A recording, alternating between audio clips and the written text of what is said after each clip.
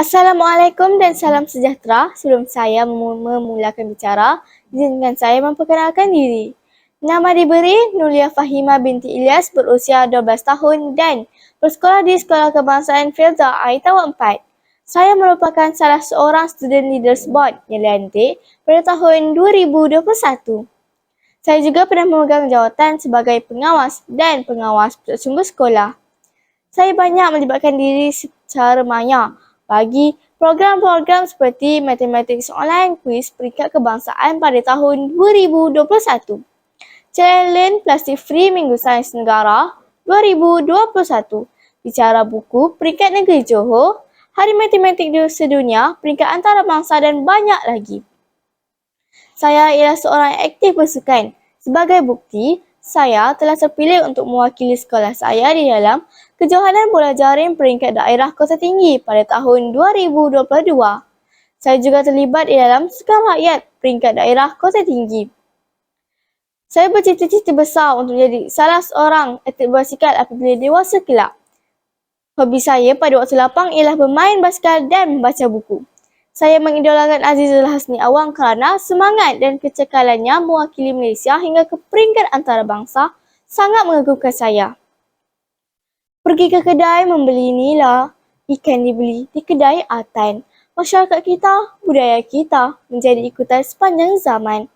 Kawan-kawan sekalian, saya amat tertarik untuk mendalami kisah-kisah tersurat tentang masyarakat Jawa di negara kita. Kali pertama melihat pada bahagian depan kulit buku, saya amat tertarik untuk membacanya. Ini kerana masyarakat Jawa sangatlah dekat dengan budaya setempat saya. Jika kawan-kawan hendak tahu, salah sila keluarga saya berasal daripada keturunan Jawa tau. Kadang-kala saya terdengar mereka bertutur di dalam bahasa Jawa. Bualan mereka sangatlah unik walaupun saya tidak memahami apa yang mereka tuturkan itu. Saya sangat beruntung kerana dalam ribuan buku di pusat sumber saya, terselitlah buku yang menarik ini. Tajuk buku yang saya ingin ulas pada hari ini ialah Masyarakat Jawa. Ia adalah salah satu daripada 10 judul siri kebudayaan masyarakat Malaysia. Buku ini ditulis oleh Jasman Ahmad dan Rosrah Ramli, manakala ia disunting oleh Arifin Said dan Sulaiman Zakaria. Buku ini diterbitkan oleh Associated Educational Distributor Sdn Bhd. Kali pertama ia dicetak pada tahun 1997. Buku ini mempunyai 60 halaman muka surat dan di dalamnya mempunyai 22 bab. Saya mengambil peluang ini untuk menghayati tentang masyarakat Jawa dengan lebih mendalam. Dengan arti kata lain, saya dapat mengetahui perkara selain pengalaman sedia ada saya bersama kaum keluarga berketurunan Jawa. Kawan-kawan hendak tahu, ilustrasi di dalam buku ini berlatar belakangkan tentang kehidupan masyarakat Jawa yang sebenar di negara kita. Sambil membacanya, saya dapat membayangkan situasi tersebut berdasar gambar-gambar yang disertakan. Perjalanan kehidupan dan budaya masyarakat Jawa lebih jelas difahami seiring penceritaan pada teks dan gambar-gambar yang diselitkan. Sedikit maklumat penting untuk rakan-rakan ketahui. Masyarakat Jawa ialah sebahagian daripada masyarakat Melayu. Oleh itu, budaya dan kehidupan mereka hampir mirip dengan masyarakat Melayu daripada segi paras rupa, corak kehidupan dan kepercayaan. Disebabkan itu agak sukar bagi kita untuk membezakan masyarakat Jawa dan masyarakat Melayu. Mereka berasal daripada Pulau Jawa Indonesia. Mereka datang ke Tanah Melayu sekitar tahun 1796 hingga 1940. Kedatangan mereka ke Tanah Melayu ialah untuk tenaga buruh ladang-ladang yang dibuka oleh kerajaan Inggeris pada masa itu. Umumnya, masyarakat Jawa sangatlah tertumpu kepada beberapa negeri. Negeri Johor dan negeri Selangor ialah dua pertempatan yang sangat popular bagi masyarakat Jawa. Pernahkah kawan-kawan mendengar perkataan lurah, kiai dan siak? Ya, perkataan ini berasal daripada masyarakat Jawa. Mereka ialah orang-orang yang disegani di dalam kaum Jawa. Lurah adalah penghulu bagi masyarakat Jawa, manakala kiai atau siak pula ialah penghulu bagi masyarakat kaum lelaki yang berilmu dalam hal ehwal agama. Apa yang paling menarik perhatian saya di dalam buku ini ialah tentang pantang larang yang digunakan oleh masyarakat Jawa sejak dulu lagi. Hal ini kerana saya pun telah disuruh supaya tidak membuat perkara sedemikian. Antaranya, jangan duduk di atas bantal kerana akan ditumbuhi bisul. Selain itu, jangan menyapu sampah pada waktu malam kerana takut malaikat tidak sudi datang ke rumah. Itulah apa yang dicatatkan dalam buku ini. Saya pasti rakan-rakan pun pernah mendengarnya, bukan? Ini membuktikan masyarakat Jawa telah lama bersatu dengan masyarakat Melayu sejak zaman datuk nenek kita lagi. Secara keseluruhannya, saya sangat teruja dengan buku yang saya pilih ini. Saya membacanya, saya sangat berbangga dengan asal-usul keturunan saya yang sangat unik ini. Saya percaya sesuatu budaya berasal pada akar umbinya. Generasi baru seperti saya perlu mengekalkan budaya agar yang tidak ditelan di zaman.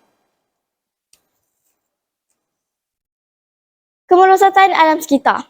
Di dalam kehidupan seharian, manusia amat bergantung kepada alam sekitar dan amat suka untuk menyatakan bahawa keselamatan, kesihatan dan kesejahteraan manusia tidak bergantung sepenuhnya kepada kemampuan alam sekitar. Hal ini kerana alam sekitar yang mampu menawarkan pelbagai perkhidmatan kepada manusia, termasuklah suasana yang menjamin kesejahteraan kesihatan. Keselamatan, kesihatan persekitaran dan manusia boleh terganggu apabila alam sekitar mengalami kemerosotan, terutamanya akibat aktiviti pembangunan yang dilaksanakan oleh manusia. Sebahagian besar daripada gangguan keselamatan dan kesihatan yang berpunca daripada perubahan alam sekitar. Misalnya, udara yang tercemar, sampah sarap, bahan buangan toksik, racun makhluk perosak dan penggunaan baja sintetik. Perubahan ini semua disebabkan sikap manusia yang tidak mempunyai nilai murni dan tanggungjawab terhadap pemeliharaan dan pemulihan alam sekitar. Antaranya, kualiti udara tercemar, ekoran pencemaran udara yang berpunca daripada asap, habuk, debu dan sebagainya. Kita tidak menyangkal bahawa pembangunan yang pesat dari aspek ekonomi dalam pelbagai bidang, umpamanya dari sektor perindustrian, pembinaan, perkilangan dan lain-lain. Pembangunan menyumbang kepada peningkatan ekonomi negara, namun dalam masa yang sama turut menyumbang kepada kemerosotan alam sekitar.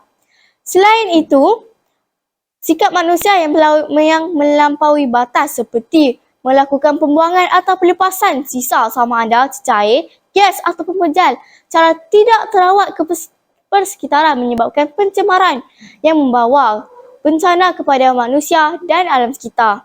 Sebagai contoh, pencemaran air sungai yang berlaku di Sungai Kim Kim, Pasir Gudang, Johor. Sikap tidak bertanggungjawab manusia turut menjadi puncak pencemaran alam sekitar. Sebagai contoh, aktiviti ekonomi seperti pembukaan kawasan perumahan dan perindustrian yang baru diperlukan, tetapi ekosistem di situ perlu dipelihara. Penebangan hutan dan penarahan bukit tanpa tindakan pemeliharaan seperti penanaman semula pokok telah menyebabkan flora dan fauna kehilangan habitat mereka. Hal ini menyebabkan bencana berlaku seperti banjir kilat dan tanah runtuh kerana ketiadaan pokok-pokok yang menjadi tunjang utama bagi kekuatan tanah di kawasan tersebut.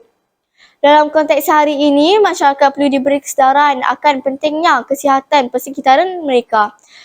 Alam sekitar yang terjejas bukan sahaja boleh mendatangkan kemerosotan kualiti alam sekitar, bahkan boleh mengundang bahaya kepada kehidupan manusia.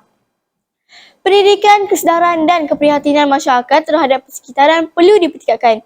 Ini kerana kemerosotan kualiti alam sekitar akan mengancam kesihatan, keselamatan dan kesejahteraan hidup manusia. Sekian, terima kasih.